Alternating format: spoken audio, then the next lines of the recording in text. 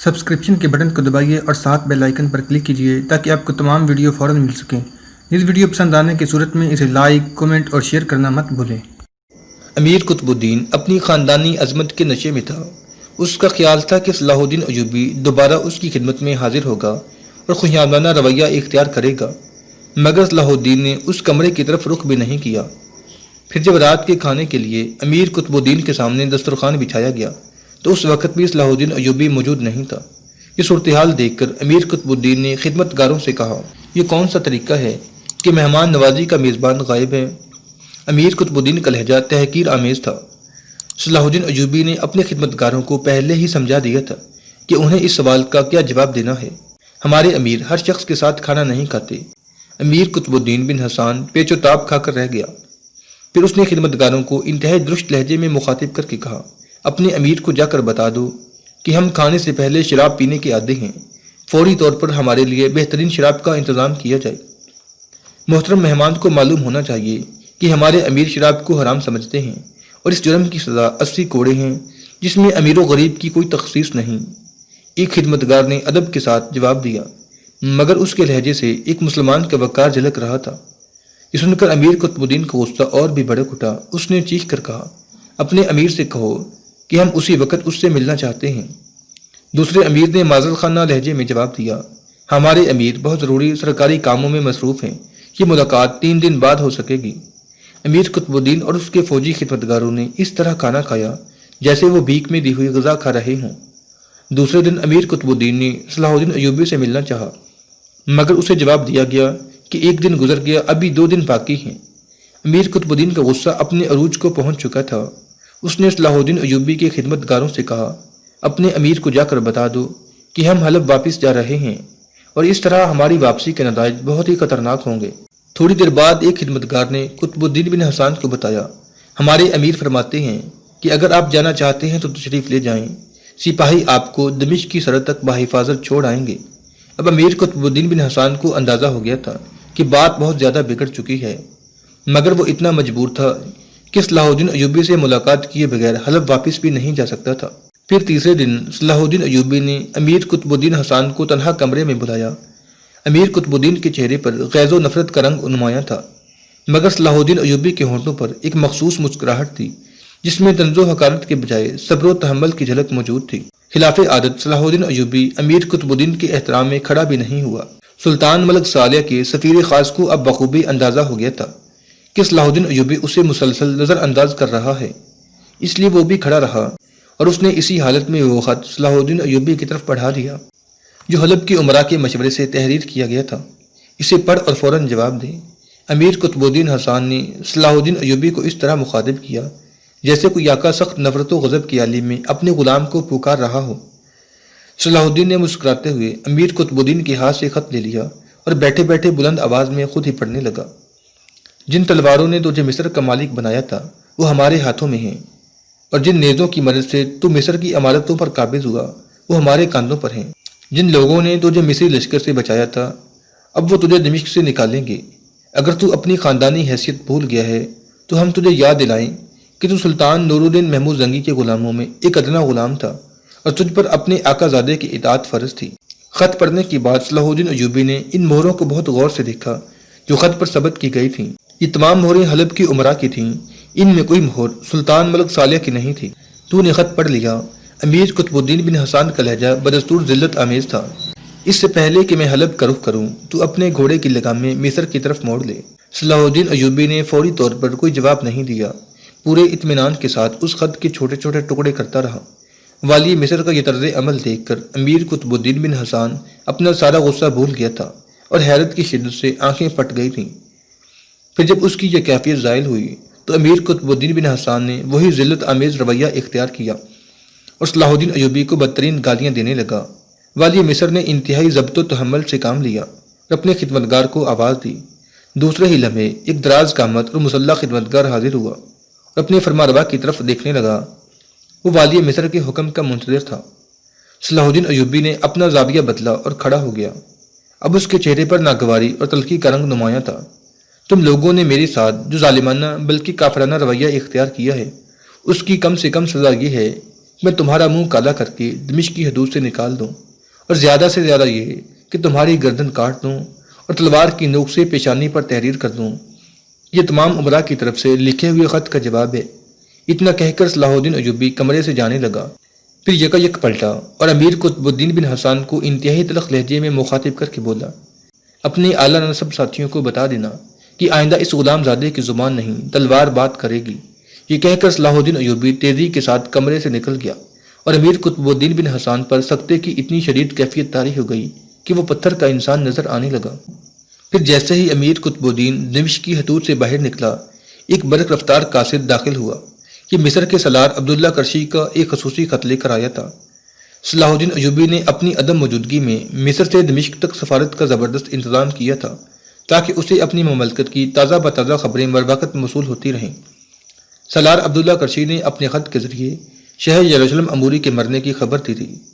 صلاح الدین اپنے ذاتی دشمن کی موت پر بھی خوش نہیں ہوتا تھا، مگر شاہ اموری نہایت متعصب اور سب سے بڑا اسلام دشمن حکمران تھا، اس لیے اس کی موت پر صلاح الدین ایوبی کو کسی قدر خوشی ہوئی اور بے اختیار اس کی زبان سے یہ قرآنی آیت ادا ہوئی، ہم تیری ہی عبادت کرتے ہیں اور تجھی سے مدد چاہتے ہیں۔ شاہ اموری کی موت ایک ناگہانی موت تھی۔ اسکندریہ اور بانیاس میں صلیبیوں کی شکست فوج سے شاہ یروشلم کو شدید صدمہ پہنچا تھا۔ پھر اس نے کاہن بطریق کو تنہائی میں طلب کر کے اس شبدہ بات سے پوچھا تھا، جب سے تو فرانس چھوڑ کر یروشلم آیا ہے مسلسل صلیبیوں کی فتح کی پیشگوئیاں کر رہا ہے، مگر عیسائی لشکر ہر محاذ پر شکست کھا رہا ہے۔ یا تو تیرا علم جھوٹا ہے، یا تو یسوع مسیح کے نام پر ہم لوگوں کو بیوقوف بنا رہا ہے، یا پھر یہ تیرے منحوس قدموں کا اثر ہے کہ صلیبی مسلسل مسلمانوں سے مار کھا رہے ہیں۔ کاہن بطریق نے اپنی جان بچانے کے لیے بہت بہانے تراشے، مگر شاہ یروشلم اموری نے کاہن بطریق کی ایک نہیں سنی اور اسے قید خانے میں ڈالتے ہوئے کہا، اگر واقعی تیرے اندر روحانیت ہے تو قید خانے کے دروازے اور پیروں میں پڑی ہوئی زنجیریں توڑ کر نکل جا۔ کاہن بطریق نے شاہ یروشلم کو بہت ڈرایا کہ وہ اس کی دل آزاری سے باز آ جائے، ورنہ خداوند یسوع مسیح شہنشاہ کو معاف نہیں کریں گے۔ شاہ اموری نے بطریق کی باتوں کا کوئی اثر قبول نہیں کیا اور اس پر سخت پہرے بٹھا دیے۔ شاہ یروشلم بطریق سے اس قدر ناراض تھا کہ اگر درمیان میں شہنشاہ فرانس لوئس ہفتم نہ ہوتا تو اب تک وہ اس جھوٹے کاہن کو قتل کرا چکا ہوتا۔ شاہ اموری بہت ہوس پرست اور بلالوش انسان تھا۔ ایک دن اس پر وحشت طاری تھی۔ صلاح الدین ایوبی نے اسکندریہ اور بانیاس کے محاذوں پر اسے جس طرح ذلیل کیا تھا، ان دونوں واقعات نے عیسائی دنیا میں شاہ اموری کی ساکھ کو شدید نقصان پہنچایا تھا۔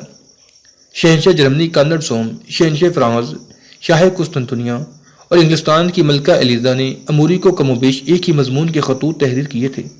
تم نے یروشلم کی تخت نشینی کے وقت تمام عیسائی دنیا سے وعدہ کیا تھا کہ تم بہت جلد مسلمانوں سے صلیبی جنگوں کی شکست کا انتقام لوگے۔ اس سلسلے میں تمہیں ہر قسم کی جنگی اور مالی مدد فراہم کی گئی تھی، مگر تم اپنے وعدوں کی تکمیل نہ کر سکے، بلکہ تمہارا وجود صلیبیوں کی رسوائی کا سبب بنتا جا رہا ہے۔ تم نے یہ بھی کہا تھا کہ سلطان نور الدین زنگی کی موت کے بعد اسلامی ریاستیں عیسائیوں کے لیے ایک ترنوالا ثابت ہوں گی، مگر تم صلاح الدین ایوبی جیسے نا تجربہ کار سالار سے 2 بار شکست کھا چکے ہو۔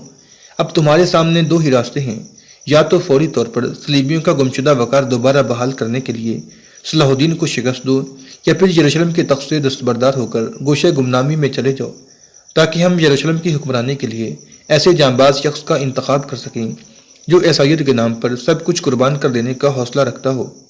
ان خطوط نے شاہ اموری کو بدحواس کر دیا تھا اور اسے صاف نظر آ رہا تھا کہ وہ بہت جلد اقتدار سے محروم کر دیا جائے گا۔ اس اذیت ناک احساس سے نجات پانے کے لیے اموری دن رات شراب کے نشے میں غرق رہتا تھا۔ پھر ایک دن شدید سردی کے موسم میں شاہ اموری نے معمول سے زیادہ شراب پی اور اپنا اضطراب دور کرنے کے لیے کھلی ہوا میں محل کی چھت پر ٹہلنے لگا۔ پھر اچانک اس پر بیک وقت سرسام اور فالج کا خوفناک حملہ ہوا۔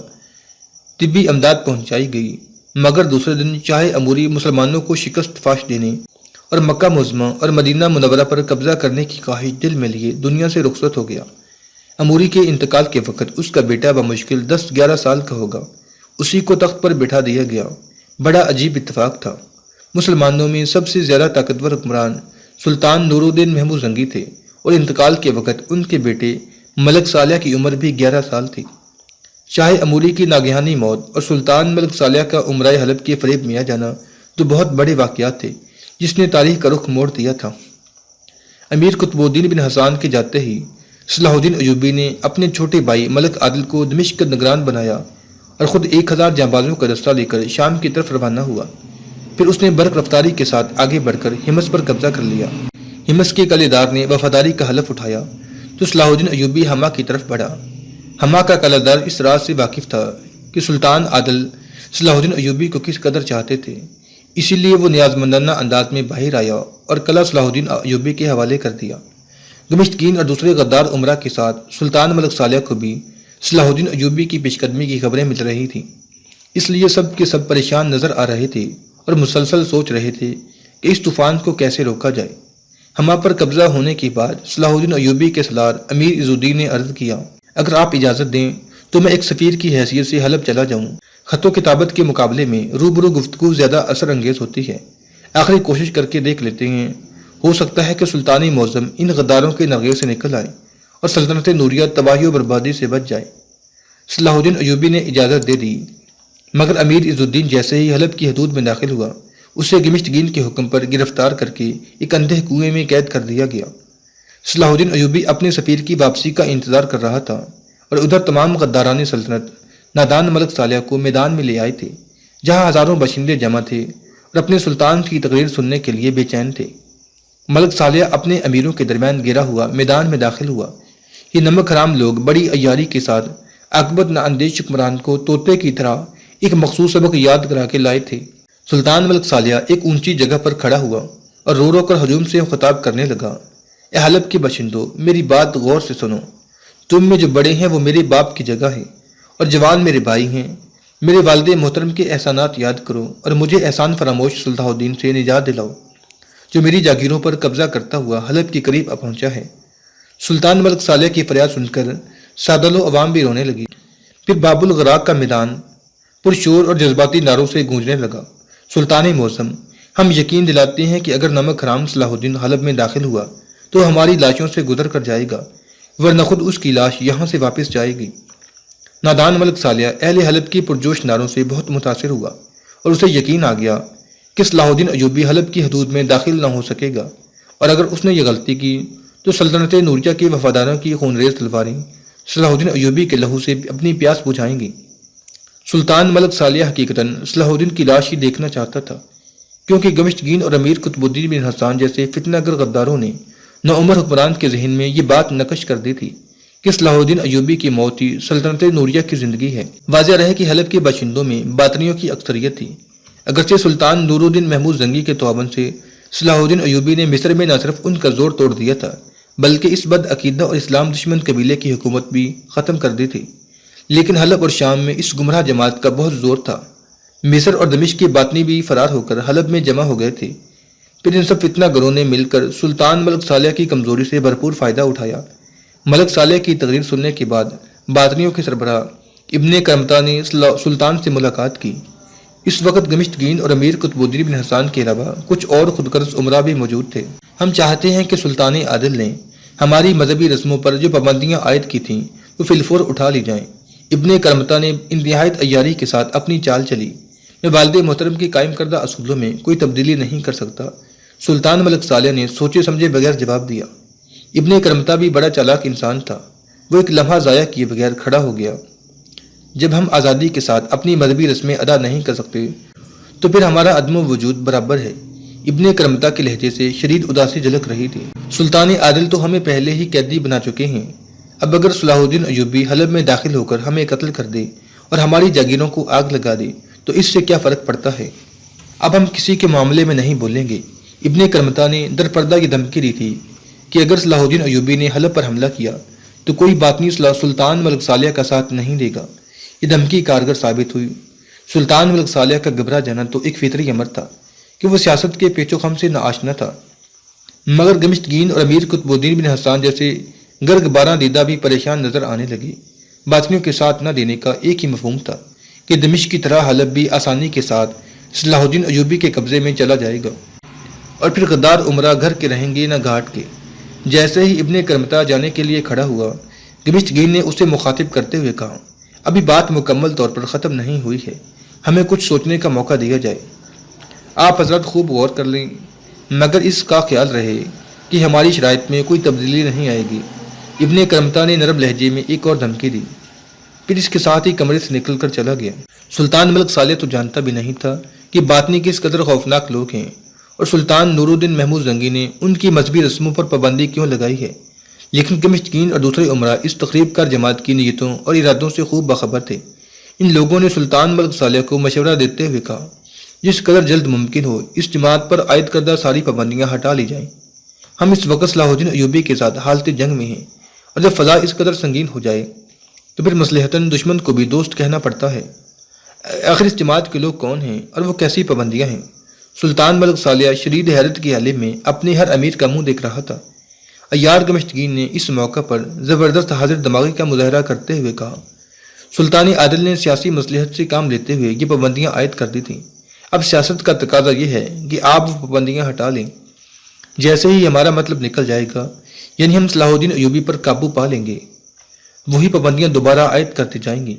یہ تو شطرنج کی مہروں کا کھیل ہے، حسب ضرورت انہیں بساط پر گردش دی جاتی ہے، ان کے محاذ اور مورچے بدلے جاتے ہیں اور کبھی کبھی انہیں کٹوا بھی دیا جاتا ہے۔ سلطان ملک صالح گمشتگین اور دوسرے عمرا کی اس پیچیدہ چال کو سمجھنے سے قاصر رہا اور اسی روز ابن کرمتا کو بلا کر کہہ دیا گیا، تم اپنی مذہبی رسمیں ادا کرنے میں مکمل طور پر آزاد ہو، مگر اس کے بدلے میں تمہیں اپنی حب الوطنی کا ثبوت دینا ہوگا۔ ابن کرمتا انتہائی چرب زبان شخص تھا۔ سلطان معظم، آزمائش کی وہ گھڑی تو آنے دیجیے، میری جماعت کا ایک ایک فرد سلطان کی آبرو اور وطن کے ناموز پر کٹ مرے گا۔ فوراً یہ خبر شام بھی پہنچ گئی۔ وہاں خفیہ طور پر ایک جشن خاص منایا گیا، جی بھر کے شراب پی گئی اور بدمستی کی آلی میں نعرے لگائے گئے، اب وقت آ گیا ہے سلطان نور الدین محمود زنگی سے انتقام لینے کا۔ ہم ملک صالح کو پھانسی دے کر اس کی لاش چوراہے پر لٹکائیں گے اور سلطان نور الدین زنگی کی قبر کھود کر اس کی ہڈیاں آگ میں جلائیں گے۔ ادھر یہ فتنہ گر مسلمانوں کا لباس پہن کر ملت اسلامیہ کے خلاف بدترین سازش کر رہے تھے، اور ادھر صلاح الدین ایوبی اپنے سفیر امیر عز الدین کی واپسی کا انتظار کر رہا تھا۔ پھر جب ایک ہفتہ اسی کشمکش اور انتظار میں گزر گیا تو صلاح الدین ایوبی نے اپنا دوسرا سفیر بھیجا۔ وہ ہر حال میں اپنے آقا زادے سلطان ملک صالح کو غدار عمرہ کے آہنی پنجوں سے نکالنا چاہتا تھا۔ گمشتگین نے صلاح الدین ایوبی کے دوسرے سفیر کو بھی گرفتار کر کے اندھے کنویں میں ڈالنا چاہا، مگر امیر قطب الدین بن حسان نے اسے منع کیا۔ اگر ہم اسی طرح صلاح الدین کے ہر سفیر کو گرفتار کر کے کسی کنویں میں قید کرتے رہے تو وہ شک میں مبتلا ہو جائے گا۔ بہتر یہی ہے کہ اس سفیر کو سلطان سے ملا دو، سفارت کا انجام تو وہی ہوگا جو ہم چاہیں گے۔ بالاخر صلاح الدین ایوبی کے دوسرے سفیر کو سلطان ملک صالح کے سامنے پیش کر دیا گیا۔ جب صلاح الدین ایوبی کے نئے سفیر نے امیر عز الدین کے بارے میں پوچھا تو ملک صالح نے گورنر حلب گمشتگین کی طرف دیکھا۔ واضح رہے کہ بدترین خوشامد کے صلے میں عاقبت نہ اندیش ملک صالح نے گمشتگین کو حلب کا گورنر بنا دیا تھا۔ اب وہ بدکار عیار انسان ریاست کے سفید و سیاہ کا مالک تھا۔ گورنر گمشتگین نے اپنی لا علمی کا اظہار کرتے ہوئے جواب دیا، عز الدین نام کا کوئی شخص حلب کے دربار تک نہیں پہنچا۔ نئے سفیر نے یہ اطلاع بڑی حیرت کے ساتھ سنی مگر خاموش رہا۔ پھر اس نے خواہش ظاہر کی کہ وہ سلطان سے کچھ دیر کے لیے تنہائی میں ملنا چاہتا ہے۔ صلاح الدین کے نئے قاصد کی بات سن کر گمشتگین اور قطب الدین نے شدید حیرت کے انداز میں ایک دوسرے کی طرف دیکھا، پھر فوراً ہی امیر قطب الدین بن حسان صلاح الدین کے قاصد کی طرف مخاطب ہوا۔ سلطان ذیشان اپنے ہم منصب لوگوں کو خلوت میں شرف بازیابی عطا کرتے ہیں۔ سفیر کا فرض منصبی صرف اتنا ہے کہ وہ وقت ضائع کیے بغیر اپنے آنے کا مقصد بیان کر دے۔ گمشتگین اور امیر قطب الدین دمشق کے سفیر کو تنہائی کی ملاقات سے اس لیے روکنا چاہتے تھے کہ صلاح الدین ایوبی نے یقینی طور پر کوئی خاص پیغام سلطان ملک صالح کے لیے بھیجا ہے اور وہ پیغام ان عمرا کے حق میں نہیں ہو سکتا تھا۔ یہی وجہ تھی کہ امیر عز الدین کو سلطان کی خلوت میں پہنچانے کی بجائے اندھے کنویں کی اذیتناک تنہائی میں پہنچا دیا تھا۔ آخر صلاح الدین ایوبی کا قاصد سب کے سامنے اپنا مقصد بیان کرنے پر مجبور ہو گیا۔ والی مصر کی خواہش ہے کہ مسلمان آپس کی خونریزی سے محفوظ رہیں اور مکمل یکجہتی کا اظہار کرتے ہوئے کندھے سے کندھا ملا کر اپنے سب سے بڑے دشمن صلیبیوں کے خلاف صف آرا ہو جائیں۔ اس سے پہلے کہ سلطان ملک صالح صلاح الدین کی قاصد کی بات کا جواب دیتا، گمشتگین درمیان میں بول اٹھا، یہ انداز سفارت نہیں، کھلی منافقت ہے۔ گورنر حلب گمشتگین کی یہ دریدہ دہنی دیکھ کر صلاح الدین ایوبی کے قاصد کو شدید رنج پہنچا اور انتہائی قوت و برداشت کا مظاہرہ کرنے کے باوجود اس کے چہرے سے ناگواری اور لہجے سے تلخی جھلکنے لگی۔ والی مصر ایک سچی اور دیانتدار انسان ہے، جو کچھ ان کے دل میں ہوتا ہے وہی زبان پر۔ تیرے بقول اگر صلاح الدین ایوبی سچا ہے تو اپنی دیانتداری کا ثبوت پیش کریں۔ ایک بار پھر گمشتگین نے مداخلت کی، پہلے دمشق اور شام کے علاقے خالی کرے اور مصر واپس جائے، پھر وہاں سے اپنا سفیر حلب بھیجے۔ میں آپ سے گفتگو نہیں کر رہا ہوں۔ صلاح الدین ایوبی کے قاصد سعید الدین کے ماتھے پر بل پڑ گئے۔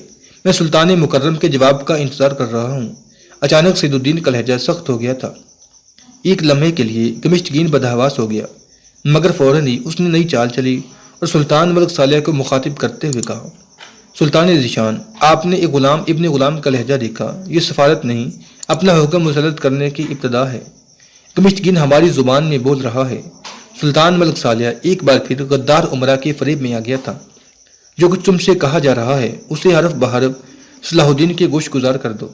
یہ منظر دیکھ کر کہ سلطان ملک صالح کو غدار امرا نے بری طرح اپنے جال میں جکڑ لیا ہے، قاصد سعید الدین کے چہرے پر شدید اذیت و کرب کا رنگ ابھر آیا اور اس نے انتہائی عاجزانہ لہجے میں والی حلب کو مخاطب کرتے ہوئے کہا، سلطان معظم، میں آپ کو حق تعالیٰ کا واسطہ دیتا ہوں کہ ملت اسلامیہ کے عظیم تر مفاد میں والی مصر سے بالمشافہ گفتگو کر لیجیے۔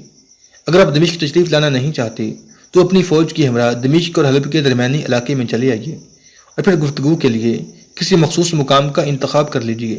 میں آپ کو کس طرح سمجھاؤں کہ یہ ملاقات کتنی ضروری ہے۔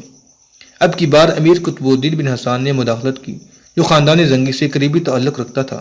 اگر اس غلام زادے کو ملت اسلامیہ سے اتنی ہی محبت ہے تو وہ خود کیوں نہیں چلا آتا؟ امیر قطب الدین بن حسان نے دوبارہ اپنی پرانی چال آزمائی۔ قاصد سعید الدین نے اندازہ کر لیا تھا کہ وہ سلطان ملک صالح کو اپنی بات سمجھانے میں ناکام ہو چکا ہے، اس لیے وہ کھڑا ہو گیا، مگر جاتے جاتے وہ خوفناک راز بھی ظاہر کر دیا جسے وہ اب تک اپنے سینے میں چھپائے ہوئے تھا۔